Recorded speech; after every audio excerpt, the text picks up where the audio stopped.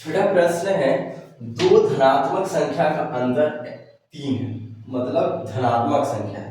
यहाँ याद रखेंगे पॉजिटिव नंबर है, तो यहाँ कितना संख्या है? दो संख्या। तो यहाँ मान लेते हैं और कि पहला यानी बड़ा संख्या, दो धनात्मक संख्या अंतर निकालना ना, तो एक संख्या मानेंगे बड़ा संख्या x मान लिए, और दूसरा संख्या है बच्चा छोटा संख्या मान लेते हैं, क्या मान लिए? y।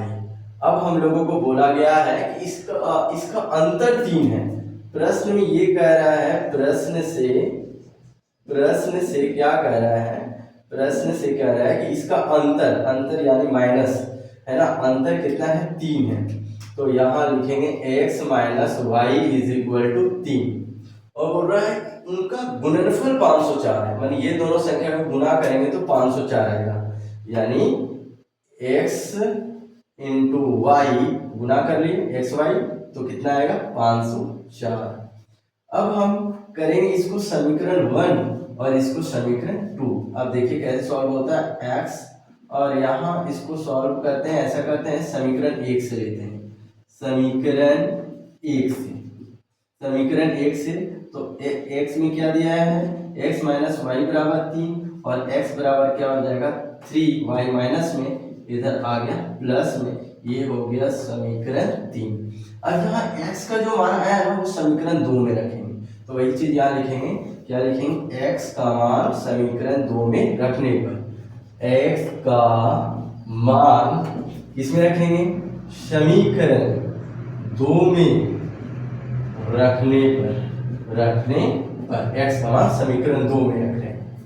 यहाँ x का मान क्या आया? 3 प्लस वाई, किसके जगह रखें? x के जगह। अब उस x के बाद क्या है? y, तो यहाँ लिख देंगे y बराबर कितना लिखा हुआ है? 504।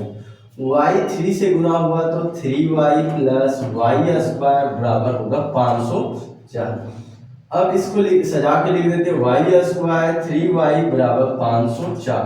इसको हम करेंगे गुणनखंड, है ना, 3y और 504 प्लस में इधर आ गया माइनस में इज इक्वल टू 0।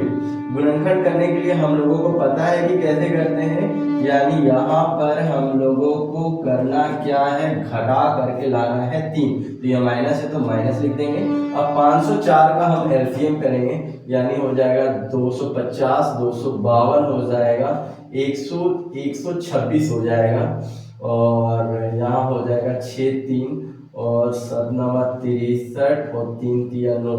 हमको घटा करके कितना चाहिए? 3 चाहिए, घटा करके 3 चाहिए, तो 3 3 9 और 7 दूना 14, 14 दूना 28, 9 दूना 18, हाँ 18, कितना हो जाएगा?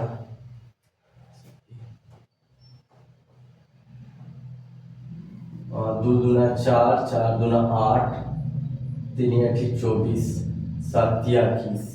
देखिए कैसे करेंगे, 3 लाना है ना, तो 2 दूना 4, 4 दूना 8, 8 3 8 24, 7 21, है ना, 24 माइनस 21, 24 माइनस 21, तो यहाँ लिखेंगे 24 और यहाँ लिखेंगे 21। 24 में 21 घटाएंगे तो 3 आ जाएगा। वाई स्क्वायर प्लस 24 को y से गुना किया तो 24y minus 21y minus 504 is equal to 0। दोनों में क्या कॉमन आ रहा है? दोनों में y कॉमन आ रहा है, y प्लस 24, इसी चीजों को यहाँ लिख देंगे, y plus 24 is equal to 0। क्या गुना करें जो माइनस 21y आ जाए? तो माइनस 21, देखिए माइनस 21y लाए थे, माइनस 21 गुना करें, और y और माइनस 21, y और क्या? माइनस 21 लिखेंगे, और यहाँ लिखेंगे y प्लस 24 लिखेंगे बराबर 0। अब इसको है ना y का वैल्यू इससे निकालें, y minus 21 is equal to 0 और y plus 24 is equal to 0। 21 minus में इधर आ गया प्लस में, और इसमें क्या आएगा? 24 प्लस में इधर आ गया माइनस में। यानी यहाँ समझना है कि हम लोगों को बोला गया है धनात्मक संख्या, यानी y बराबर माइनस 24 क्या होगा? अमान्य होगा, है ना, क्योंकि हमको धनात्मक बोला था। यहाँ लिखेंगे y बराबर माइनस 24 क्या होगा? अमान्य है, इसीलिए हम लोगों को y का मान कितना लेना है? 21, है ना, y, इसलिए y बराबर क्या हुआ? 21। अब हम यहाँ जो माने थे वो लिखेंगे बड़ा संख्या, बड़ा संख्या, बड़ा। अच्छा यहाँ एक काम और रह गया, y का मान किस आ गया, y का मान कहाँ रखेंगे, y का मान रखेंगे समीकरण 3 में। y का मान, अब इसके बाद क्या करना है, y का मान समीकरण 3 में रखना।